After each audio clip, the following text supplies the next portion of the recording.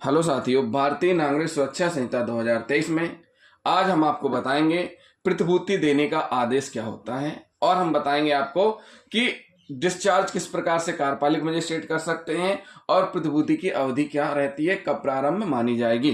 तो साथियों, होता क्या है कि पुलिस निवारक कार्रवाई करती है। निवारक कार्रवाई का मतलब होता है अपराध घटित होने से रोकने के लिए जो कार्रवाई पुलिस करती है अविलंब तत्काल में, तो उसके लिए क्या करती है पुलिस, इस्तगासा तैयार करके कार्यपालिक मजिस्ट्रेट के समक्ष प्रस्तुत करेगी और कार्यपालिक मजिस्ट्रेट उनको बॉन्ड ओवर करेंगे ताकि निवारक कार्रवाई हो सके। मींस अपराध रोके जा सके, अपराध घटित होने से रोका जा सके।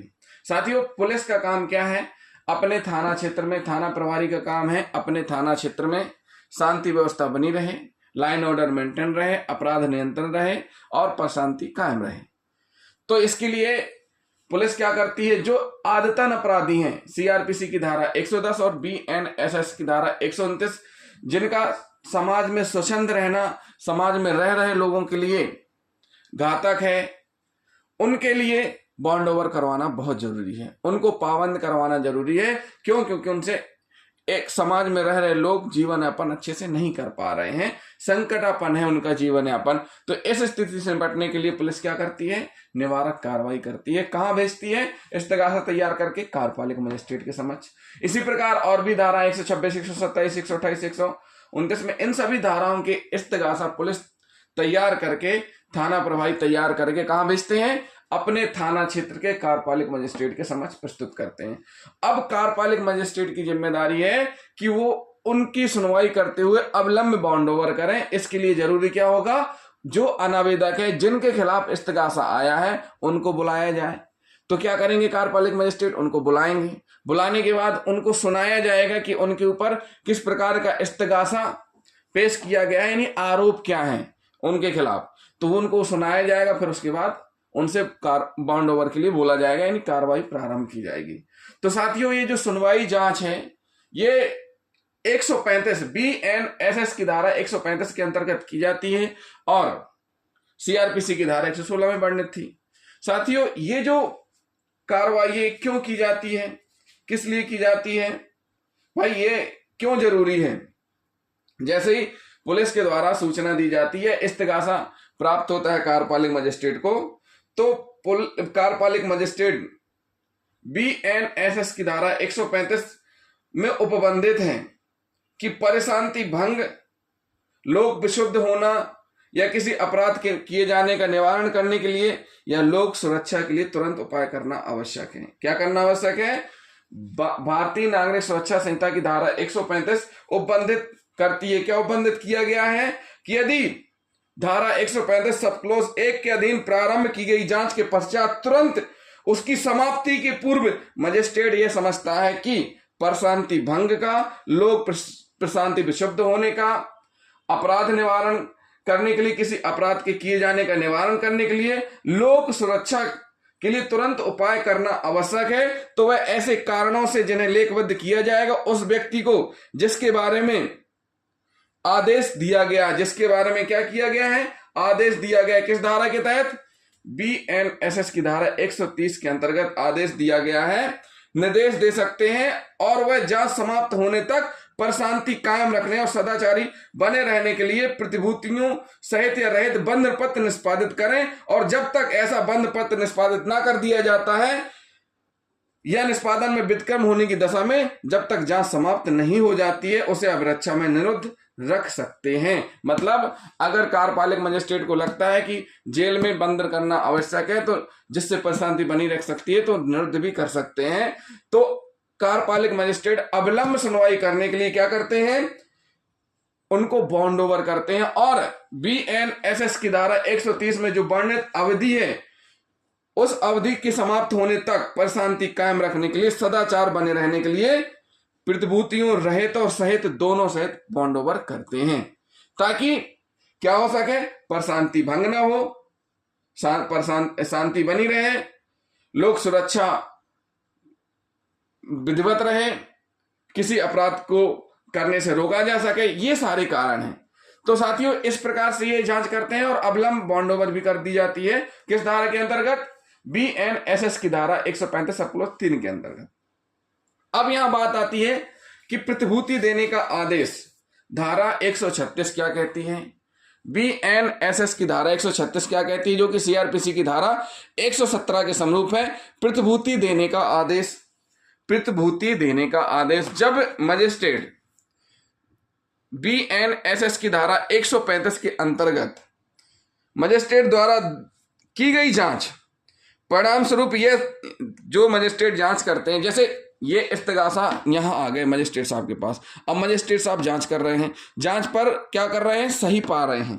परिणाम स्वरूप यदि साबित हो जाता है कि प्रशांति कायम रखने के लिए, सदाचार बनाए रखने के लिए यह आवश्यक है कि उस व्यक्ति से जिसके बारे में जांच की गई है प्रतिभूतियों सहित रहित बंध पत्र निष्पादित करने को कहा जा सकता है, तो मजिस्ट्रेट वैसा आदेश देंगे। तो जांच के दौरान जिनके खिलाफ इस्तगासा कार्यपालिक मजिस्ट्रेट को प्राप्त हुए हैं, जांच के दौरान उनको आदेश देंगे कि भाई हमने जांच कर ली है और बॉन्ड ओवर करना आवश्यक है, तो फिर वहां पर आदेश देंगे। जांच कर ली, जांच के बाद फिर बॉन्ड ओवर करने का आदेश कौन देगा, कार्यपालिक मजिस्ट्रेट आदेश देंगे।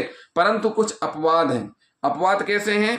अपवाद यह है कि किसी व्यक्ति को उस प्रकार से भिन्न प्रकार की या उक्त रकम से अधिक रकम की या उस अवधि से दीर्घतर अवधि के लिए प्रतिभूति देने के लिए आदेशित नहीं किया जाएगा।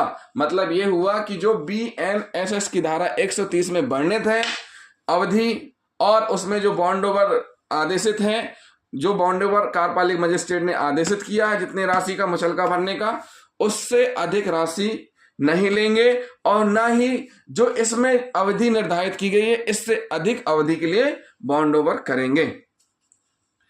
दूसरा, प्रत्येक बंध पत्र की रकम मामले की परिस्थितियों का सम्यक ध्यान रखकर निर्धारित की जाए और अत्यधिक ना हो। परिस्थितियों को ध्यान में रखते हुए निर्धारित की जाए। ऐसा नहीं है कि एक दो पक्ष लड़ गए, भले वो हाई सोसाइटी से बिलोंग नहीं करते हैं, दो पक्ष मजदूरी करने वाले दोनों लड़ गए और दोनों को बॉन्ड ओवर करना है, तो अब उनसे 5 लाख का बॉन्ड मांगा जाए कि इतने का मुचलका दो, तो वो नहीं भर सकते हैं। तो यहां पर स्पष्ट किया गया है कि प्रत्येक बंध पत्र की रकम मामले की परिस्थितियों का सम्यक ध्यान रखकर नियत की जाए और अत्यधिक ना हो। इस प्रकार से डिसाइड की जाए ताकि वह अत्यधिक ना हो।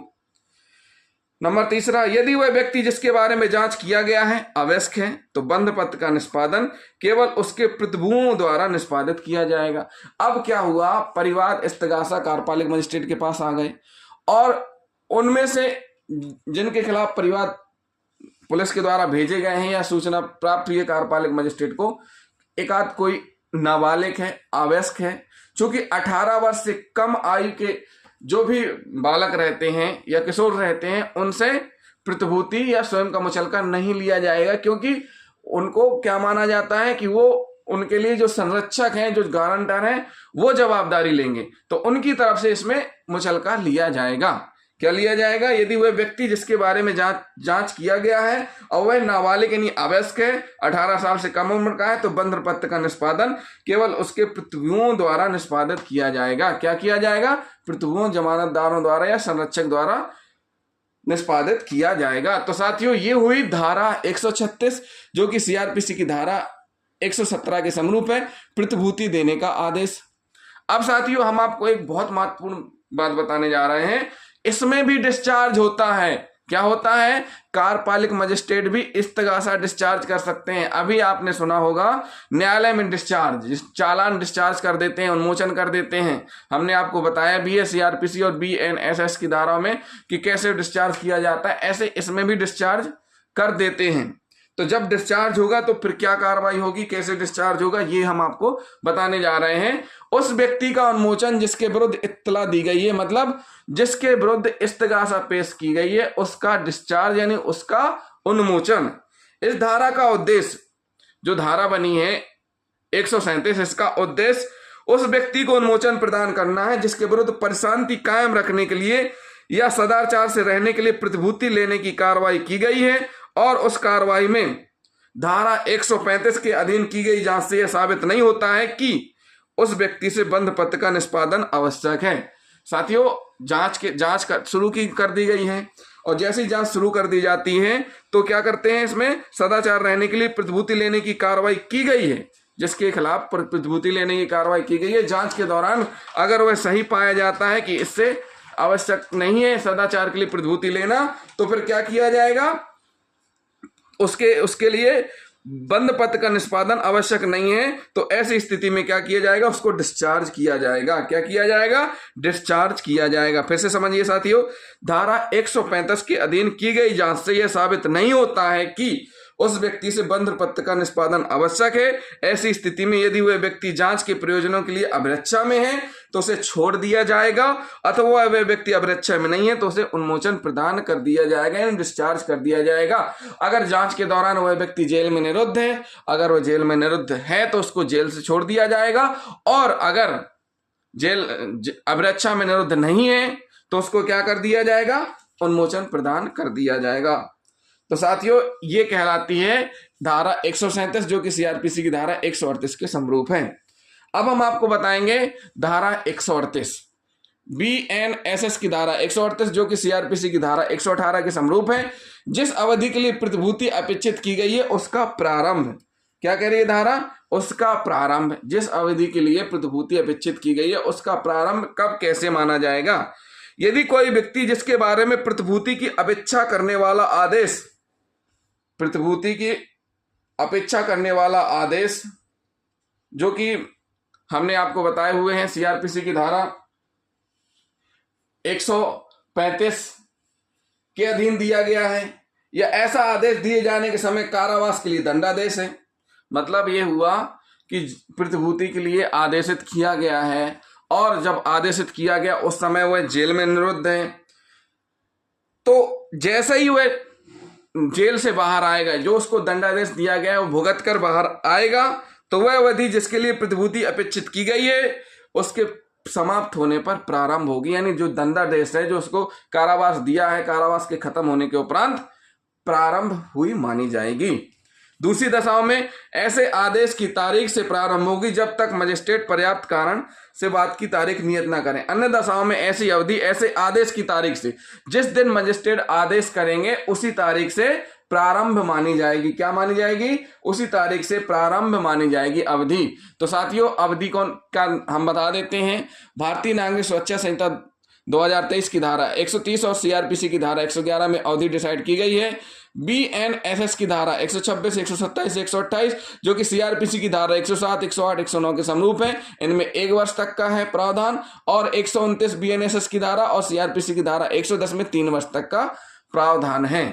और सुनवाई करने का जो समय अवधि है वो 6 माह की है, मतलब 6 माह में सुनवाई कंप्लीट कर लेंगे कार्यपालिक मजिस्ट्रेट। अगर समय अधिक लग रहा है विशिष्ट कारणों से तो उसका भी उल्लेख करेंगे। तो अगर 6 माह से अधिक हो रहा है तो सेशन न्यायालय यानी जिला न्यायालय में अपील कर सकते हैं अनावेदक, और अपनी जांच बंद करवा सकते हैं। तो साथियों, ये हुई भारतीय नागरिक सुरक्षा संहिता 2023 की धारा 136, 137, 138। और अगले वीडियो में हम आपको बताएंगे जो बॉन्ड ओवर किया गया है इसकी बंद पत्र की अंतर वस्तुएं यानी शर्तें क्या हैं, वो भी हम आपको बताएंगे। तो जिन साथियों ने अभी तक हमारे वीडियो को लाइक और शेयर नहीं किया है, लाइक और शेयर जरूर करें, चैनल को सब्सक्राइब करें, और अगला वीडियो जो हम आपको बताने जा रहे हैं या अगला वीडियो जो हम आपके सामने लेकर के आएंगे उसको जरूर देखें। थैंक यू साथियों।